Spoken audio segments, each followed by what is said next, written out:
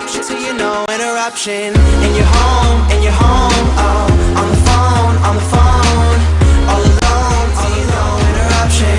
In your house. Darlings, I'm Cognac Wellerlane, and we are here at the Vagina Monologues right here in West Islip, this wonderfully, beautifully written play by Ensler, and she wrote this play quite some time ago, and it received a tremendous raves, and then of course it was on off-Broadway, and then it went to Broadway, and now it's here in West Islip, and I am here with this lovely young woman.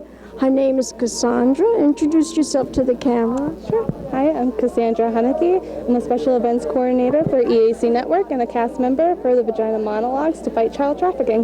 Now tell my audience how you got involved in this play and why you became involved in it. Sure. Our program director of our EAC Network Safe Harbor program, which protects and treats youth who have been affected by child exploitation or sexual exploitation and human trafficking, did a talk at Eastern BOCES, where the director, Laura Ruhl, actually works as a social worker.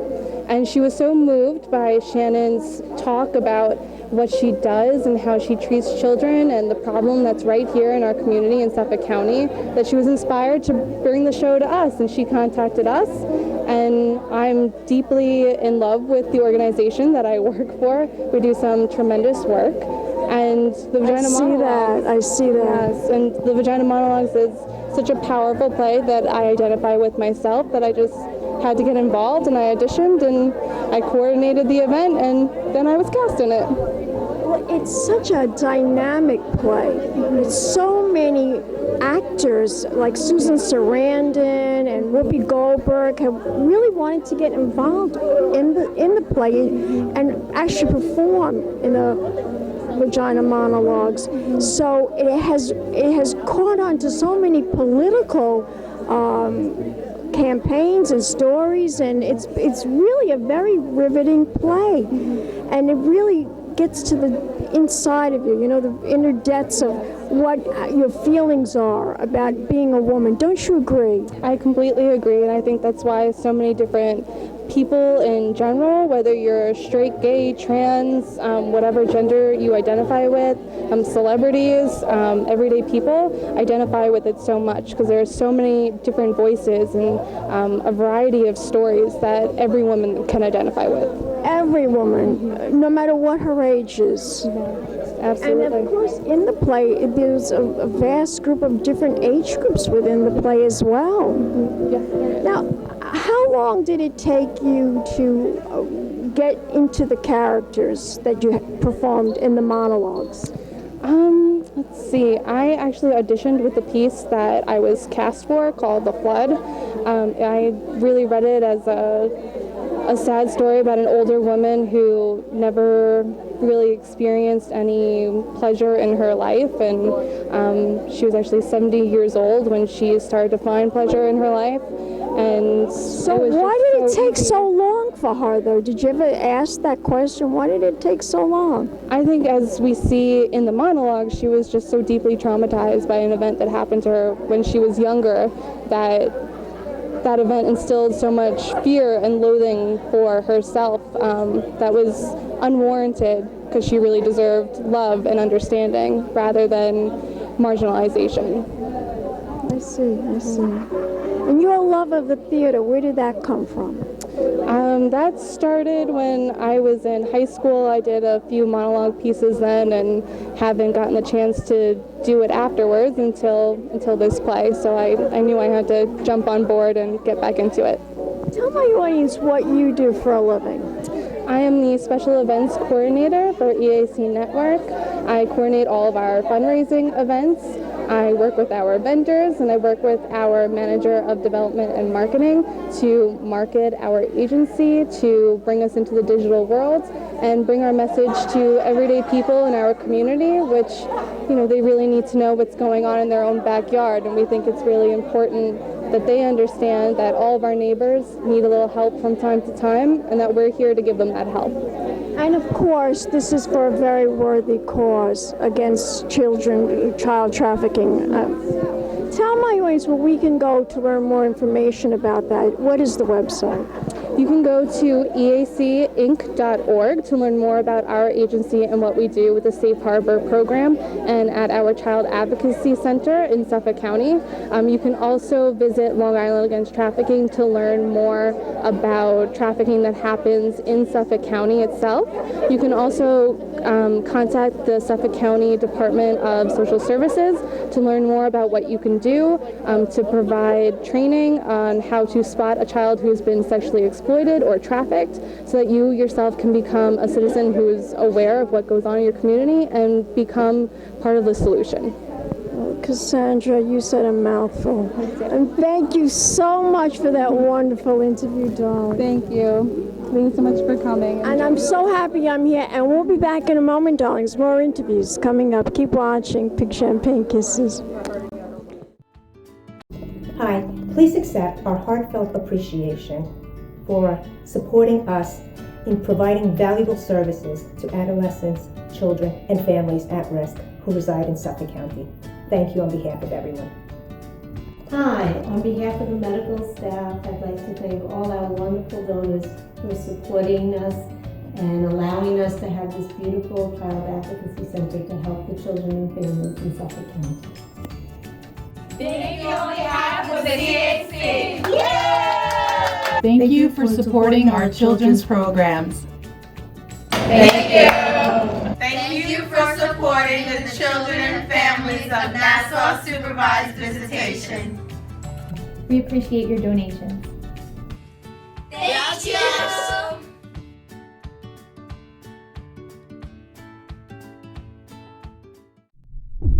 Welcome back, darlings. I'm Cognac Wellerlane, and we are here at the Vagina Monologues in West Islip. This beautifully written play by Ensler, and I am here with the director, and she's going to introduce herself to the camera. I am Laura Ruhl. Laura, what a pleasure and what a delight to come and see this play. It was on off-Broadway for so many years, then it was on Broadway, and now it's here in West Islip. Tell my audience why you became involved and why you wanted to direct this play. This play speaks to so many women, and it resonates deeply, especially with women who have experienced violence in their lives. And the play's message is all about eradicating violence globally. And it speaks to women, it speaks to girls, it speaks to men, and it's just such a wonderful message. There was no way to not get involved. I know. When did you start to get involved in it? Tell my audience the story. I want to know the story. Well, the story is I got involved in 2003, and I found it just such a transformative experience that after performing in it, the opportunity came up to direct it, and I jumped on that because it was such a community of women, strong, really wonderful, passionate women, and you performed in it. For how many times it took for you to perform in it before you became the director? I performed in it for 2 years before I became the director, and I've now been a director for 10 years. Wow, 10 years. Mm-hmm. So you've seen a lot. And you've heard a lot. A lot of vaginas. Yes, and you've heard a lot too. What I've heard mostly, and this is the part that makes it wonderful to do, is I've heard how being a member of the audience has affected people. That's the biggest thing that I've heard, is we do it because people come up to us afterwards and say, I never knew what was going on in the Congo, or I never knew about this. Oh, I've heard. As a journalist, I hear these stories. I know all about it. But it's wonderful just to hear those stories of how it impacted people. A woman was just telling me tonight how her mother had uterine cancer, and it was very similar to the woman who did the flood, and that story resonated with her. So those are just meaningful moments that make it worthwhile. Well, you're doing a terrific job directing the Vagina Monologues, and I want you to tell my audience where we can learn more information, how we can stop child trafficking, how we can, anything you want to share with my audience, what you think we should go, where we should go on the internet to find out more information? The biggest place to go is vday.org, because that's the home site for this global network. This particular fundraiser was for EAC and Safe Harbor, and that is EAC.org, because that focuses on sex trafficking in Suffolk County, and it's just, I mean, there's Vibes that would be wonderful, Mercy Center Ministries, Bethany House, the Retreat out in East Hampton. All of these organizations, we've raised funds for all of them, but all of these organizations serve this community of victims and survivors, and they would all be worth looking into. Terrific. Well, I want to thank you for sharing all of that information and for inviting me to see the Vagina Monologues. I had a wonderful experience tonight. I'm so glad you're here. Thank you so much. Thank you. Thank you. And we'll be back in a moment, dongs. Keep watching. More interviews coming up. Big champagne kisses. I am worried about vaginas. Oh, you know the monologues about vaginas? When I first started performing the Vagina Monologues, I did it in these small little venues all around the world. And after every performance, women would literally line up to talk to me. And what they were talking about was the fact, usually, that they had been raped or battered or incested. And they really needed to tell someone. Memory. 10 years old. So in 1997, we got a group of women together in New York, and I said, how could we use the Vagina Monologues to stop violence against women and to serve this? And we came up with the idea of V-Day. If your vagina could talk, what would it say? Tell me! Say it! This is a rape-free zone! The way V-Day works is that people produce the Vagina Monologues in their own country, in their own language. They put on the shows, and then they give the money to local groups to stop the violence. Tonight, we begin to heal all the women of Harlem, as well as all the women of the world. Fika, fika, fika! Cognac! What we realized was V-Day could in fact be a worldwide movement.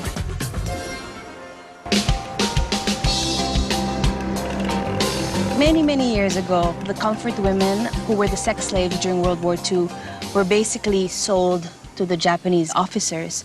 They would have to service sometimes 70 men a day. Ay kung pwede lang magsalita ng aming mga kuke, ay sumisigaw. 10 years ago, the comfort women spoke up after 50 years of being locked in this silence. The reason why they were silent is because a lot of the blame gets put on them. Hindi pa ako binabati ng isang anak ko mula na lumabas ko hanggang sa ngayon. Parang nahiya. If we don't get accountability for them and justice, the whole cycle is just going to continue.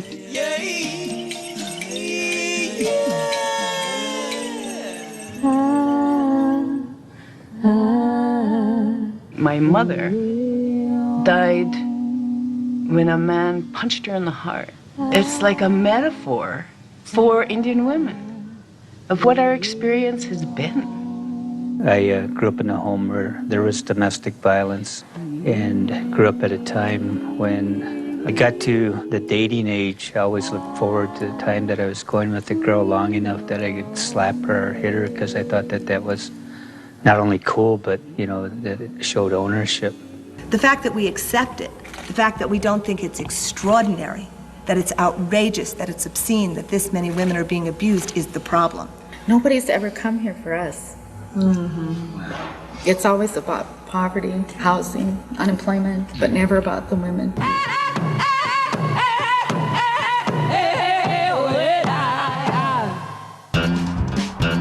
I declare these streets, any streets, my vagina's country. Vagina! Vagina! Hey, you want to go see a play about vaginas with me tonight? I know you're up for it. There is a certain shock value to hearing words about genitalia that are rarely spoken.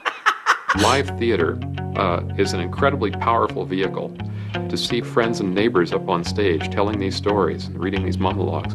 It's an incredibly powerful way to reach down, touch people, and hopefully change some attitudes. Agnes, who is walking through the Rift Valley, literally on foot, teaching communities everywhere she went why they shouldn't be mutilating little girls. We asked her what we could give her, and she said, "You could give me a Jeep, it would get me there faster." We all know that we are here because we have said no to female circumcision. You know, female circumcision is a culture, and it is a tradition that is deeply rooted in the people. And so we bring you here to tell you that you are now a grown-up, you don't need to look for anything else. You don't need the cutting to be a grown-up. In the beginning, I was shy because I thought people will hate me, but I appreciate myself, and I have that courage to live the way I want. However long it takes for you to tell your story, take your time. Take your time, take your breath, take your moment. It's your story, nobody else's. Until you're ready to release it, then it becomes the world.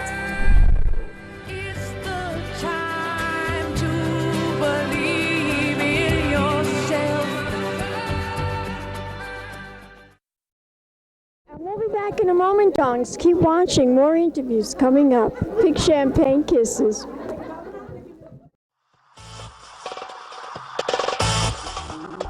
Fabulously dressed to impress. One of a kind girl. It's been a Crybaby Productions, darlings.